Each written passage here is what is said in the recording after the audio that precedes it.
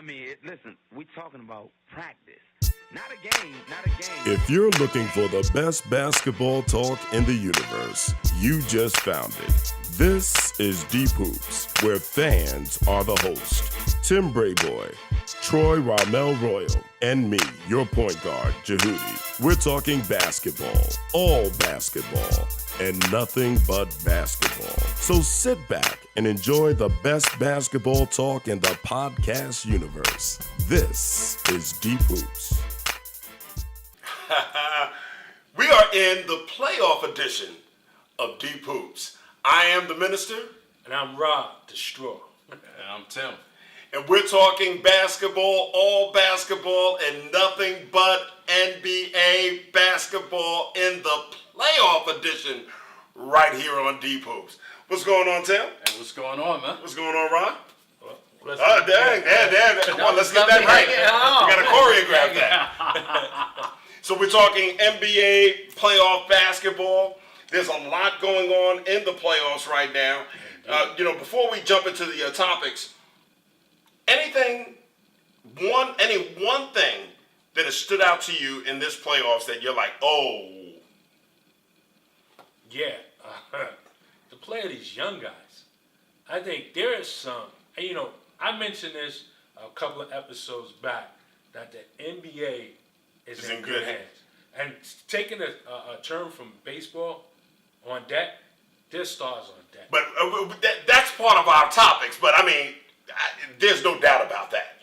But these young players. You know what, though? Before we do go on, we'll be remiss if we don't acknowledge Pop in this situation. Oh, yeah. That's going to be part of my closing comments, man. Yeah. I was listening to them on TNT last night, and they were talking about the NBA family. I guess we're the adopted family. We ain't a part of that family. I feel like I know. Family. But from an adoption kind of standpoint, but we're part of the family, and I was moved when LeBron, on camera, found out about. I think her name is Anna, right? He couldn't speak. Yeah, and then it was so different. It was awkward in a way because you could tell that he was trying to grab for words to say, and you could tell that he was emotional. Right. There was so many things going on. That was dramatic. TNT knows drama. They knew drama in that moment right there. And if you stood there and saw him walk off. Right. And just shaking his head like. It wasn't a walk off like, man, I'm tired. Right, it was a walk off like. Pop is going through. We went through this, but this is nothing compared to what Pop is going through right now, and that's a great thing. I wasn't going to say anything until my closing comments. I changed my closing comments thanks to Tim this afternoon, dealing with Pop. But condolences to Greg Popovich and the Popovich family in the passing of Mrs. Popovich. Yes. Yeah, word. Most definitely. I think the thing that struck me was the NBA as a whole came together as a family. Yes. All of them came together as a family, and you can see the respect and love that Pop, the old crusty veteran, that you're like, man, he's old school, but he got military. But the respect that not just from LeBron, but from the whole NBA family that he had for his wife. All right, remix, remix, right here. We didn't prepare for this. The respect. Could these players that are respecting him play for him? Ooh, that's a good one. I think a few of them can. Do you think LeBron would play for Pop? I think LeBron could play for Pop. Will he go there next year? That's a different story. But I think that he would love the opportunity to play for him. What do you think? But remember, Popovich was an assistant coach on on the Olympic team for the last 2 times under Coach K, and he will be the coach in 2020. Moving forward, right. And LeBron said that that's the only reason that he would play on. Yeah, but it's different playing for him in the Olympics than Then playing for him, and you have to listen to him 82 games a year. LeBron doesn't listen to anyone, man. But I think LeBron is smart enough and understands the game enough that he would listen to Pop. I think it's certain players that will listen to Pop. Now, I think this leads into what we're going to talk about. We've kind of moved things around. A remix. Is Kawhi coming back? You took the records off the turntable, and that's not a remix. What are you talking about? All right. He went from rock to rap. Oh my God! You just ripped out every. All right, so let's get back on track here. Let's get back on track. Yo, cats are asking for respect. I need to be in the All-Star game. I should be first team NBA. We're the best backcourt in the NBA. And Lillard and McCollum and Wall and Beal may not make it out of the first round. They may not make it out of the first round. They will not make it out of the first round. And now, playing terrible. Now it's getting down to, will you win a game? Or will it be a gentleman's sweep between both series? I think one of the problems is both of them had bad matchups, to Ra's point. Yes, Ra said that, there were bad matchups there. But they haven't played well. Lillard and McCollum are getting thoroughly outplayed by Rondo. If you said Rondo and Jrue Holiday will outplay Lillard and McCollum. Is that the singer, Holiday? No, that's Weeknd. I'm sorry. Go ahead. Just a good guy, funny guy. So, if you said that they were going to outplay them, you could have bought something. Anyone would have taken a bet. Would have taken a bet on that, but they've thoroughly outplayed them. And embarrassingly so. But Rob, I mean, what you hear these guys talking about wanting to be, we are the best. Why aren't we up there with Clay and Steph? Huh? You're not even up there with DeRozan and Lowry. And Lowry. If you recall, I had said that they would lose to a series against New Orleans. And the reason for that is, and I'm going to stand by it, is that their strength is their backcourt. And if their backcourt should have a bad game or get stopped or outplayed, as you said, they don't have no help. Right. And, you talk about Golden State. Yeah, they got a backcourt, but then there's also Kevin Durant. Right. Same thing with Washington. Their strength is their backcourt. If their backcourt is being neutralized, outplayed, or stopped, or they simply having a bad game, they got to rely on maybe all the quarters. But let me stop you for one quick second. I get your point this year and last year. But they were saying that 3 years ago when Steph and Thompson didn't have Kevin Durant. So they didn't have anything else. And they were winning titles, and they were saying, why are we up there with them? Come on, stop it. And you know what? I applaud them for doing that. And I'll tell you why. I look at Indiana. You know how many games they had televised nationally this year? One. If those guys don't speak up and bring attention to them, then they don't get any airplay. Now, are they a top 5 backcourt in this game? Yes, they are. But when your strength of your team is just the backcourt, and you play another team whose strength is not just their backcourt, but their backcourt can defend and give some points, but yet they got a person in the front court that you can't match, it's going to be a problem.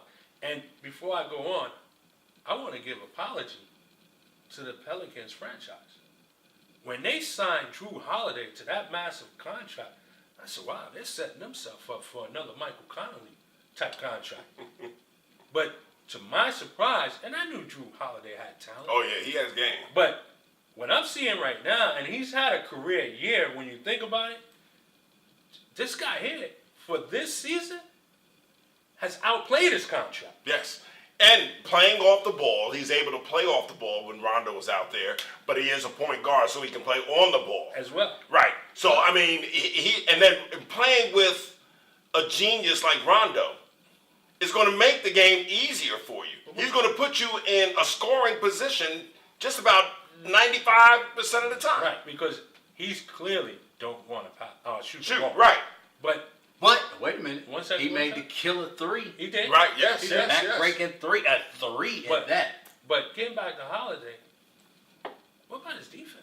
Well, I mean, I didn't know totally his defense He's was. when we don't, and and I was listening to NBA radio, boy from North Carolina, Brendan Brendan Haywood. Hayward. Brendan Hayward, and he was talking about people that don't watch the games every game. I mean, and I listen. We're talking NBA. We love NBA. I know you watch more than Tim and I. do. And I mean, even with you, how many Pelican games did you watch this season? I tell you what, I'll watch more next year. And that's my point. I mean, so we have opinions, we think, Right. but we don't examine these cats to see that they could be, defensive player of the year. Once again, we're not experts. We're passionate fans talking about a game we love. Exactly.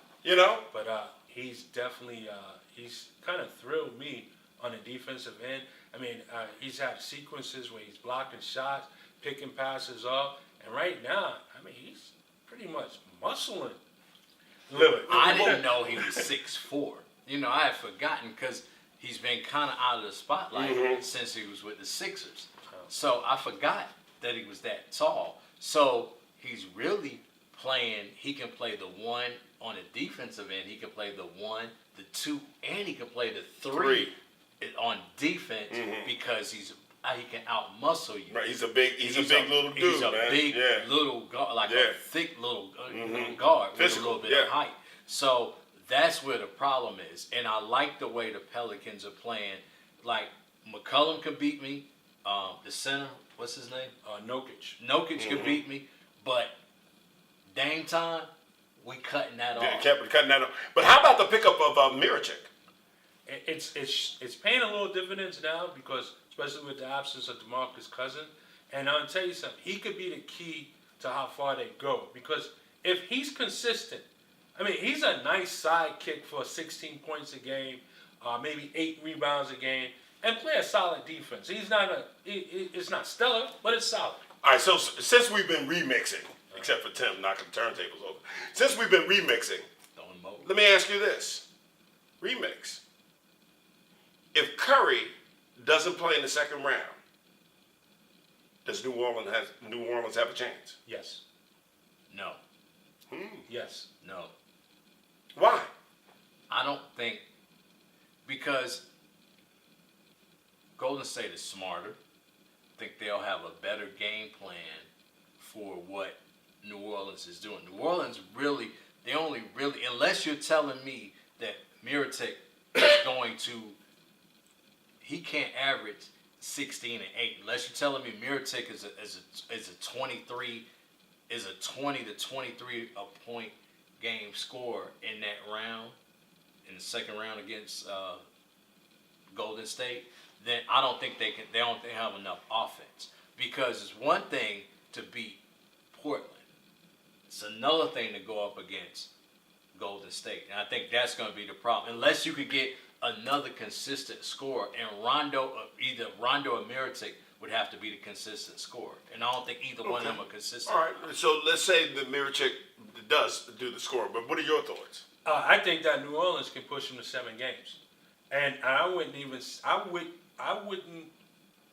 give New Orleans actually a chance to win the series. And I'll tell you why. A, momentum, they'll be hot, but B, I think that without Curry in the backcourt, their backcourt in Golden State is definitely not as strong.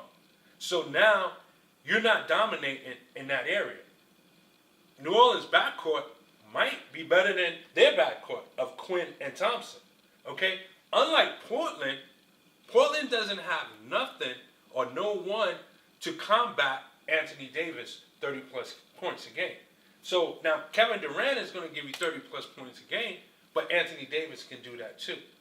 The key is going to come down is Miricic. Will he come up and be consistent? If he's consistent, I give him a strong chance. And he has to be consistent. I don't see no edge with Golden State over New Orleans. Yeah, sure, Kevin Durant will be the best player on the court, but Anthony Davis it's not a distant second best player on the court.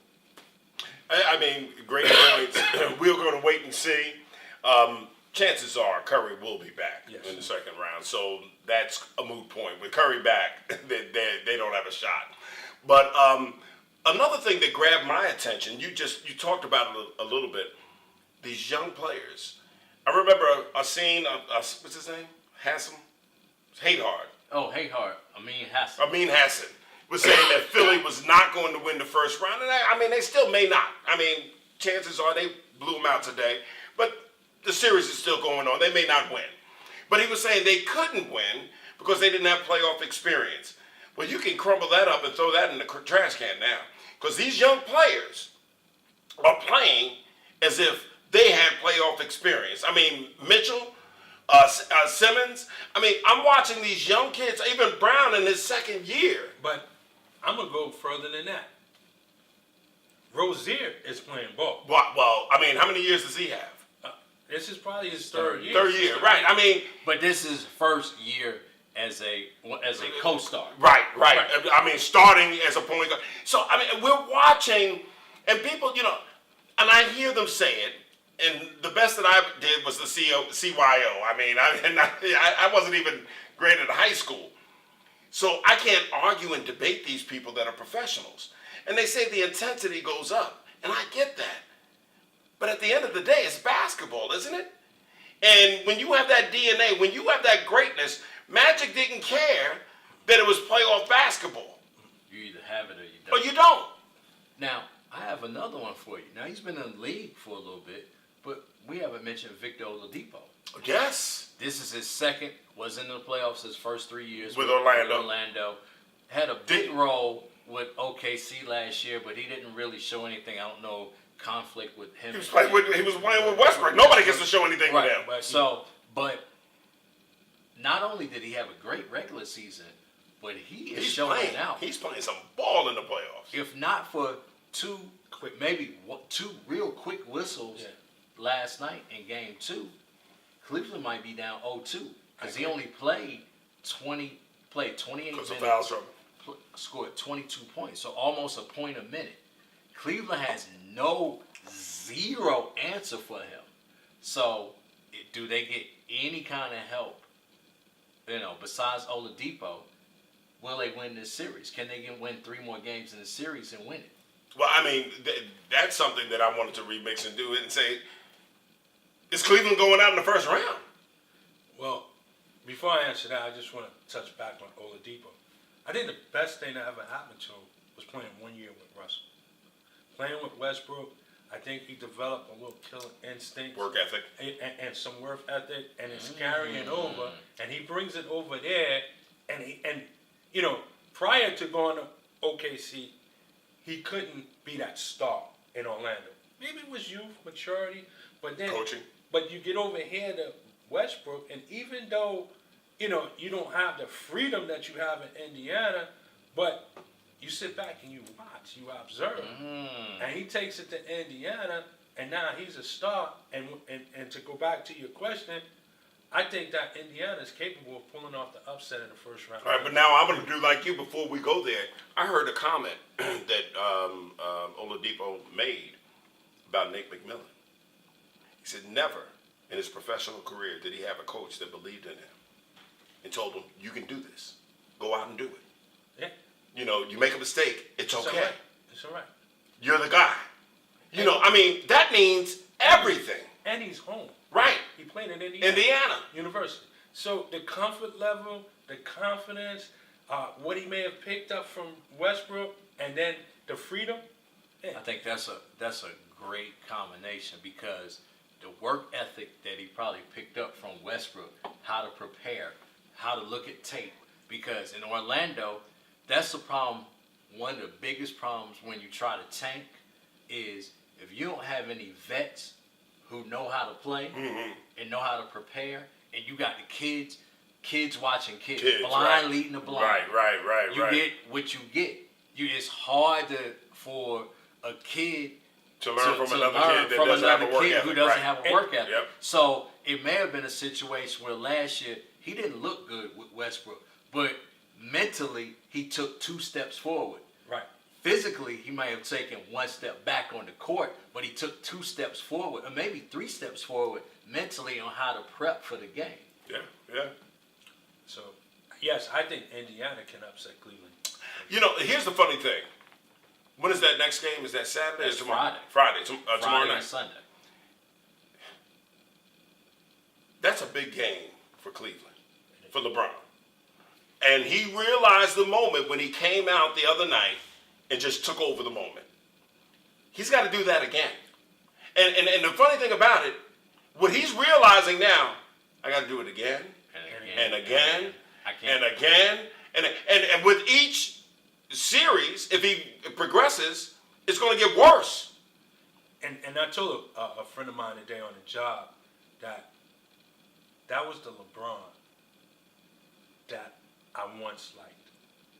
A guy who played to win and not pad his stats. He didn't care about a triple-double. He came out there, he said, I'm going to take over this game, and he did it by just going to the basket, scoring. His jump shot came on.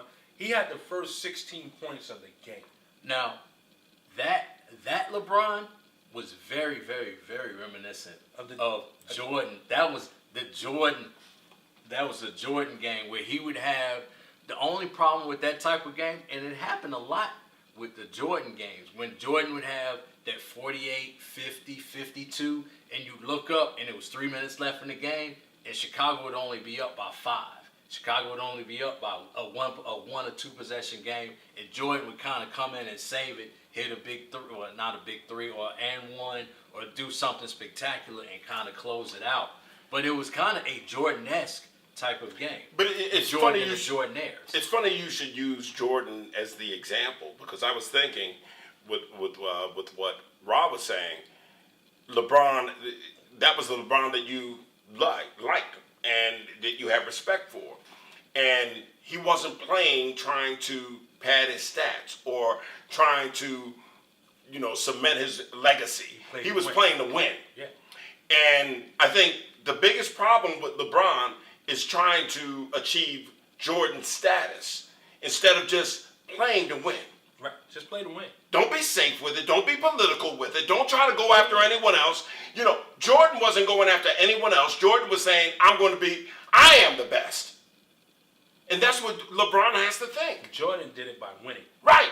But he won because when he stepped on the court, he wasn't saying I got to outdo Dr. J. No. He wasn't saying I got to outdo Elgin Baylor or I got to win. I got to win. I ain't got to outdo Bird. I ain't got to outdo anyone.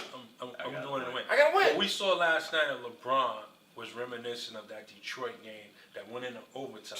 Yeah. Where he just, instead of scoring the first 16 points of the game, he scored like the last 40 points of the game.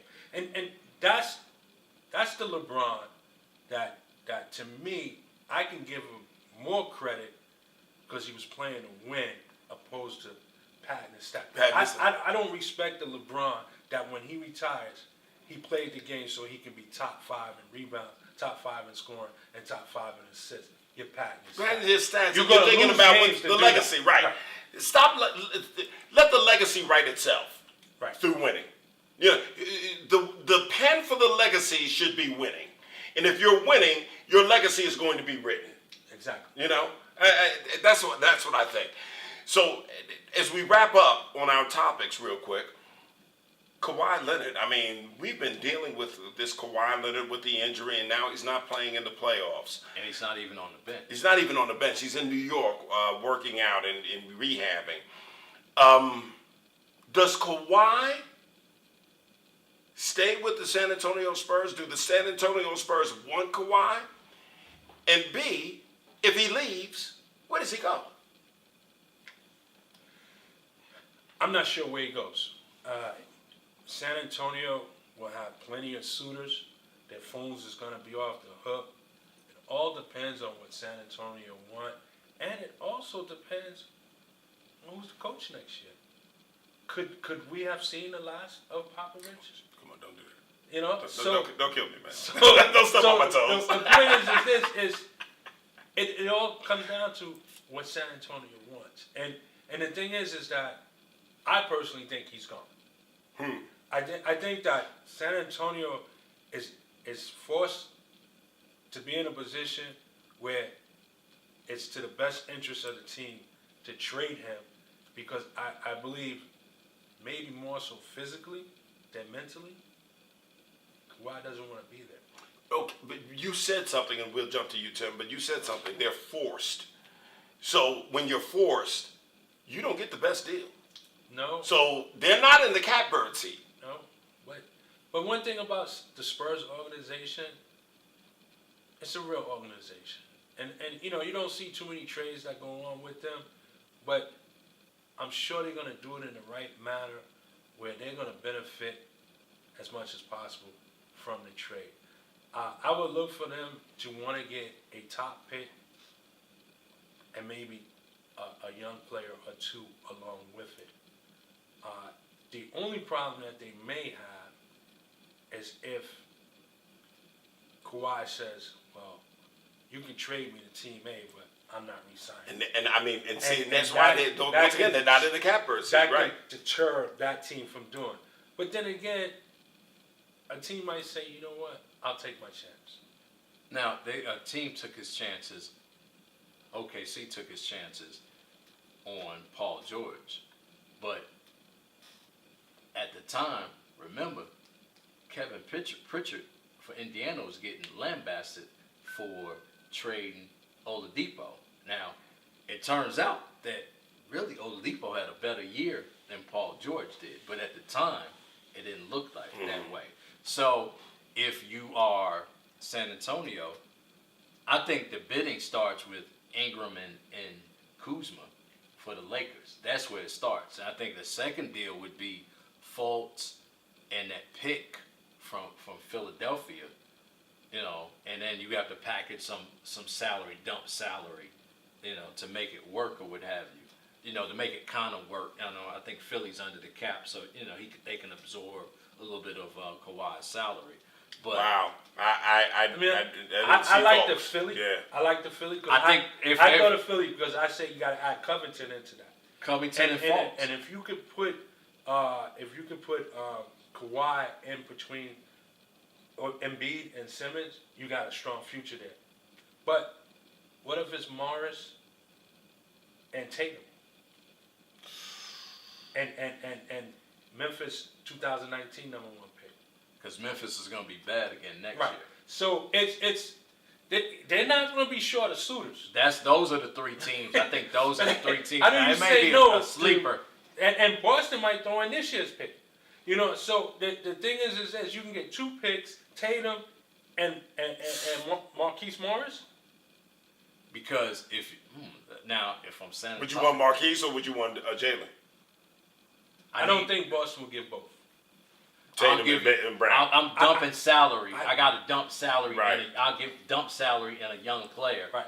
But I'm not giving you. Two young players. Right. Now, the Lakers will give you two young players because I'm dumping salary, which will be I'm dumping that salary. So I'll give you, and I'll But have see, a and pick.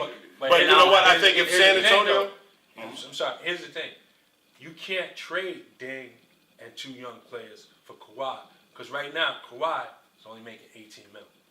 So the salary's not going to add up. So okay, Deng is making 17 by himself. But I'll give you probably what you'll end up doing is I'll give you someone at the end of the bench to make make it work. Give you two from San Antonio from the end of their bench to make the it number, work, the to math make work. make the math work. That's all they'll end up doing. But I need two young players, and if I'm San Antonio, I'm getting two young players that have been in the league for 2 years and with first round picks. and with first round picks, Or at least, Ingram, yeah. Ingram, both of them Both were of them first round, yeah. Ingram was a top 2 pick, so I'm getting two players that can play, that can step in and start. Can you Not keep Ingram? Can you keep Ingram? Who? Because next season, when next season ends, Ingram's going to be a free agent. you keep So him. can you keep him? San Antonio, yes, I think they could. They could, yeah. You know, I mean, I think this is an anomaly with Kawhi Leonard. So you're San Antonio. We gave you Lakers, we gave you Philly, we gave you Boston. That's just 3 that's going to come call. That's 3 that's just going to come call. All right? maybe Milwaukee calls you up and says, "I give you Chris Middleton and Thon Maker, and a draft pick." I don't know. They don't have enough. I don't know. I'll be like, but people gonna call. Yeah, So- but that's a call you hang up on. But No, but hold up. Okay, I'll give you Chris Middleton and Jabari Parker. yeah, there you go. I don't know about Not that. necessarily. We don't even know what his health is with Jabari Parker. Chris He's Middleton like is a baller. Chris Middleton. So we talked about what young stars impressed us. I got 2 questions, maybe 3. Thus far, what young stars have not impressed you? 2, which major star or big star that's in the playoffs cannot afford a first-round exit? And lastly, a first-round loss to the Toronto Raptors. Will John Wall play his last game in a Wizard uniform? Okay, I'll start the last question first. The Wizards they are in a pickle because Wall, Beal, Porter have just recently all started their contracts. They're at the beginning of their contracts. You got Oubre is up for an extension, and you got Gortat for, is it 2 more years or 1 more year? Gortat at least has 1 more year, maybe 2. He got next year. Okay, so he's on the last year of his deal. So that means you're going to have to trade Gortat, and you're going to have to trade Beal, probably. Beal has the most value.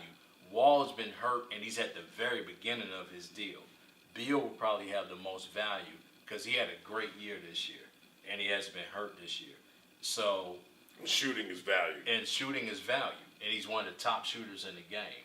And maybe you get ahead of getting Kawhi. Maybe it's a preemptive strike instead of not Kawhi, but Clay. Maybe you go for Beal instead of trying to wait for Clay to come next open, year. right. You get Beal. Yeah, he is Not the two-way player. right. He isn't Clay, but he ain't far behind. So I think this is the last year. This is the last stand for this Wizards team because now you're running it quick. So you say they trade Bill, not Wall? I think you're gonna have a hard time Unloading that contract. unloading that contract. Not that you can trade anybody in this league. Anybody can get traded in this league. But what kind of value are you going to get for Wall? It'd be different if his knees were good. But this is like his 3rd or 4th surgery on his knees. So do I want to take a 26 or 27-year-old point guard that has 5 years left on his deal with that is known for speed, and his speed may. right? You don't He got know. 4 years left on his deal. Okay, that's a long time. Yeah, 4 years. And his deal, unless you get someone desperate like a Van Gundy, who's desperate, who a seat is on fire. But you don't want Reggie Jackson in return. Right, but you get my drift that it has to be a coach / GM that they're gonna get fired if their mandate is to make the playoffs next year. Playoffs are bust next year, and they'll say they're desperate enough to trade for Wall. But I think if you're gonna make the deal now, it's gonna end up being Beal. Okay. I think Wall is going to play his last game in a Washington Wizards uniform. I like the idea of him going to Phoenix. I think that would be a benefit for both teams. I think that Phoenix. Wait a minute. We've got an edition of Rod the GM. Go. I think that Phoenix needing a star to complement Devin Booker can take the chance and maybe offer their first-round pick and a few young players. But there's another team out there, and they're making moves with management, and they're going to make a move with coach as well. Could you see possibly a Kelly Oubre and a John Wall being traded to Charlotte for Kemba Walker and Michael Gilchrist? I think that gives the star that North Carolina, Charlotte needs. And I think that Washington has shown that they can play without John Wall. But they show that they can't play without a quality point guard. I think Washington will be better suited with Kemba than John Wall. not because of talent-wise, but for chemistry purposes. I don't think Wall and the team gets along. It's obvious that they don't. They don't get along. Now, if you're Charlotte, you might be the best of the best of a bad situation because you're running in quicksand with Walker. And Kupchak would like to make a splash in North Carolina. That's a splash. Yeah. And the player, I think, that's the big star. LeBron is most likely to win the first round. But Giannis can't afford to lose to a depleted Boston. Could afford to lose. Not to a depleted Boston. Yeah, he could afford to. Every night that game is going on. Bledsoe is the one that's going to look bad. But he's by far the best player on the court. There's no challenge to that. He cannot afford, in my estimate, he cannot afford that coach that's over there, they should not have fired Jason Kidd. Maybe not. Bledsoe is the one that's going to take it on the tongue, on the eye on that one. Yeah. Nah, I'm not going to give that to Giannis. Because Giannis, Greek Freak, has had a great. He's doing everything he's supposed to do. He's got to win this series. Yeah, you can't win if you. I mean, the dude that's coaching. Yeah. What's it, Punty? He's not there long. Long? Welcome to Walmart is what he's going to be saying next week. Monty Williams will be the head coach there. Maybe. It won't be him. Yeah, it won't be him. I think the problem with Milwaukee is they don't really have any direction. And it may be the problem with Jabari Parker. It may be come from the top all the way down because Parker hasn't gotten any better. He's the same. I know, 2 knee surgeries, but he hasn't gotten any better. Middleton, I saw an interesting stat. They're saying the only player that has improved since he's been in the league, besides the Greek Freak, is Middleton, and he's a person that's been there the longest. So that's a problem. They need coaching. I mean, and they said, I was listening to the radio today, and they was talking about Jason Kidd was a yeller, and he wore thin on them. But now they have a guy that's not yelling. And, I mean, there's no respect. Brad Stevens outcoaches everyone. He does. But this guy, I mean, seriously, welcome to Walmart is what he's going to be saying, man. I think that's the problem. I think the problem is that Stevens is a great tactician, great coach. And I think Milwaukee has better players. Boston has the better coach. That's the whole problem, that he's out coaching them, because when you start on starter, Milwaukee doesn't have a game plan, and you can tell at the beginning of the games. Now, when it gets into the scramble mode, that's not coaching. That's talent. Right. When it gets into the scramble mode, Milwaukee is better. When they start scrambling, that's when Milwaukee, you're like, man, Milwaukee's good. But when it gets into any type of half court or where you got a coach, Boston. And last, LeBron on that. If he goes out in the first round, I doubt it happens, but we praise some of the young stars that's exceeding expectations and playing extremely well in these first round of the playoffs. But for me, the young stars that's disappointing, and I mentioned it before, with the stars on deck, the weakest of them all is Andrew Wiggins. He just plays unenthused, like he's not engaged or disengaged. But I'm very disappointed at Karl Anthony Towns. But wait a minute. No, let me finish. Okay, go ahead. In his rookie season, they didn't do anything. When the playoffs was going on, this guy was going to various playoff games, taking notes, learning. They put the mic in front of him. He said, because this is where I want to be, and I want to know how to act, how I should play, and how I should conduct myself. It got to the point before the playoffs was over, he started interviewing players on the sidelines, whether they were going in and out of the locker room. And for him to have that first opportunity, and he's a no-show. I mean, he's playing like he's just lost his confidence. I want to hear what he has to say, because I want to address that, but I want to hear what he has to say. I'm disappointed. 17 shots in 2 games. 17 shots. I want you look into the camera. 17 shots in 2 games. Now, you can say, yeah, he needs to demand the ball more, but my point guard is only getting me the ball so much. 17 shots in 2 games. 8 shots in game 1. 9 shots in game 2.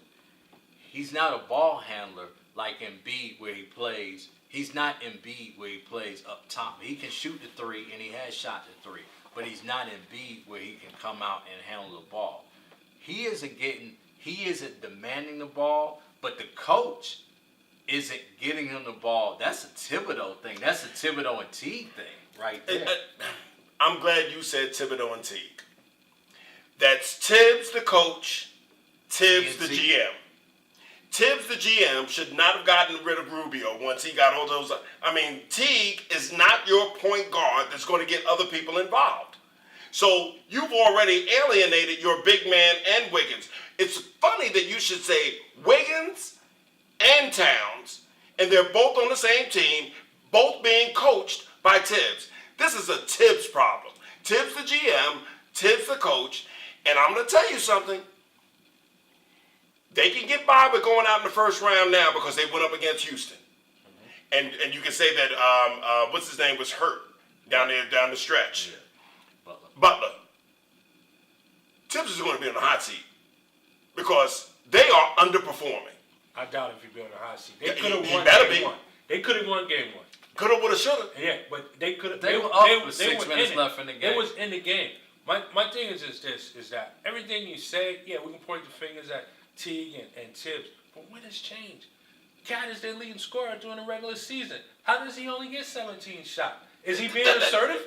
That's coaching. Yeah, listen. That's coaching. I'm coming from the era Patrick Ewing. Give me the ball. Elijah, give me the ball. They've already put the importance on Butler. They're saying he's the. Listen, that's a Tibbs thing. What did Tibbs do? He went and got people that he can depend on. He does not know how to coach young talent. So he got away from Karl Anthony Towns in the playoffs. Yes. He was their leading scorer all year. He got Tibbs. Tibbs. That's coaching, man. That's coaching all day long, man. That's a Tibbs. This is for this particular lineup. I agree with you. For what you got now, I think you really need it. Rubio.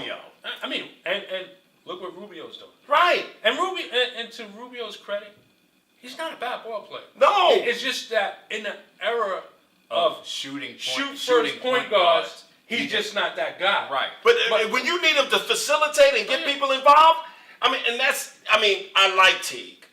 Teague is a serviceable point guard. Exactly. He does what he does. He's serviceable.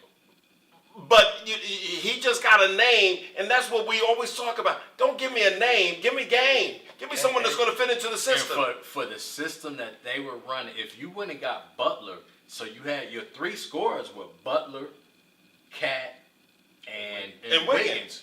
You really needed a distributor. Right. You didn't need another. Someone that was going to make it easy to get that basket. Because Teague is more of a scoring point guard. He's a point guard, but he's a scoring point guard with a lower level scoring point guard. He's not a facilitator. Right.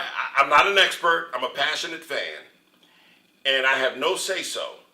And politically, Tibbs may not be on the hot seat next year. But he should be. He definitely should be. People were talking about Doc Rivers being on the hot seat. People didn't give Doc Rivers credit because they said he won because of Thibodeau. Well, Thibodeau has not done a damn thing. Now, you could say Doc hasn't, but he hasn't done a damn thing without Doc either. So I'm sick and tired of him getting a pass when this team is no better than they were when they had Sam Mitchell. And he went and brought all these other players over there. I ain't with him. I still think Cat has to be a lot more assertive. All right. He's got to demand it. And I know, Thurin is back there like losing himself over there because we went way long. We were doing good on time, and now this is going to have to be a 2-parter. Listen, we'll be right back. It's always good since we've had, it's always good. It's been great since Tim has been back, the banter between the 3. But this is when it's just the 2 of us because, Tim taps out on the closing comments. But it's our favorite part of the show. We prepare for it. There's passion that comes out in the closing comments. So I can't wait to hear what you have to say in your closing comments. Well, my closing comments is going to center around my beloved Knicks. It was a couple episodes ago we was talking about the bottom feeders tanking and this and that, and you was talking about how organizations are just poorly run, and you refer to the Knicks, as most people do, as a dysfunctional organization. And right now, I applauded the Knicks for firing Jeff Hornacek when they did. I mean, they fired him the night of the last game. And to me, by doing that, it gave them a jump on the available coaches in consideration. Right. And with all teams that are looking for a head coach, the New York Knicks may not be the sexiest job out there. So by making that move early, I think it was wise so that they can get the early jump on hiring a coach. Not to mention that they're prolonging it as we speak. But then today, a report comes out. James Dolan, the owner of the New York Knicks, hasn't said a word. Been very invisible, quiet, on mute for the whole season. And today, what I thought, and maybe I'm of the minority, but what I thought was maybe the dumbest statement you could make at this time is that your star player, Porzingis, may not play the whole season next year. That is your attractive piece for the next coach. That is your pawn for the incoming coach. That is who you're selling during the interviews for the incoming coach. And you put that out there with a non-talented roster, an incoming coach is going to look at that and say, it's going to be a long year. What are you selling? What are you using to attract, to bring some, what are you trying to do? Your team is in dire need, dire strait. This is an opportunity to land a quality coach out there that may think they can do something to rebuild this franchise, maybe do something to center around a program centered around Porzingis, and your only bargaining chip, you possibly take it away. And this just adds on to the dysfunction that takes place with this organization, and starting with the owner. I wish, and I really wish this, and I don't mean no ill will, but I wish there was something that could come out that he could be in a similar position as Donald Sterling and be forced to sell his team. Because until he's removed from the top of the chart, organization chart for the New York Knicks franchise, we will always subject to something that's always going to point us back to the phrase, dysfunctional organization. They are dysfunctional, but let me ask you a quick question. I heard someone say on the radio the other day, the Rangers are owned by what's his name? Don't. But they're not as dysfunctional as the Knicks. What happens is that the Rangers, and he said that today, he said, owning the Rangers, it's not like owning the Knicks. It's almost like the Rangers don't play there. I guess hockey doesn't get the notoriety. In New York, it gets it's set, but it's not a national, right? We can go to London and somebody's going to mention the New York Knicks. Nobody's mentioning New York Rangers. No, nobody's mentioning NHL. Right, exactly. So it's a little bit different. He said that too, and he said some other things. But I mean, if you ain't got nothing good to say, don't say Just shut up. Yeah. Just shut up. Shut up and play in your band. I don't know. Thank you, Rock. My closing comments has to deal with maybe the most steady executive coach in NBA history. Maybe Red Auerbach, as a coach and an executive, did more and accomplished more as a coach and an executive. But with all of Popovich's accomplishments, could this be his last year as a coach? Think about it. You said on the show that Kawhi Leonard may not be back next year. Duncan, in the era that he's coaching in now, you don't have a Duncan that is going to submit and say, you're the coach, and I'll fall in line. And we're going to rally around you. And all the other stars see your superstar do that, and they fall in line. Well, Kawhi Leonard is their superstar, and he won't get on the court. And I know that Popovich, the military background that he has, the man that he is, the respected basketball mind that he is, and going off to coach in USA Basketball, does he need this anymore? And then on top of we paid our condolences at the top of the show, Aaron Popovich passing away. I don't want to bring that in, but that has to be brought into the human element of this. It's not about basketball. At this point, he's accomplished everything that he can accomplish in basketball. His soulmate is no longer with him. Now you're dealing with the Kawhi Leonard and all of that drama. Could we have seen the last of Popovich? It's quite possible. It's quite possible, but then you could say, with the loss, and I was thinking, I know he's been married 40 years, I've been married 33 years. If I lost my wife, my soulmate, my best friend, I wouldn't want to sit around the house all day and think about that. I don't want to be busy doing things that's going to not have me sitting at home brooding over the loss of my best friend. So we don't know what he's going to do. And I hope we want him to do what's going to make him happy. And we send out our condolences. But we need to send the condolences with this whole Kawhi Leonard situation. Because we don't know what's going on. And Pop, whatever you decide to do, not that you care about Deep Hoops, but Deep Hoops is supporting you. Because I've questioned some things about you, but you're one hell of a man, one hell of a human being. And I hope to see you back next year and bringing the Spurs to the playoffs. But you have a decision to make. And whatever the decision you make, we support you 100%. I'm the minister. And I'm Rob. And for Tim Brayboy, we'd like to thank you for being a part of our podcast right here at Deep Hoops. And remember, we're not experts, but we're passionate fans talking about the game we love. Peace.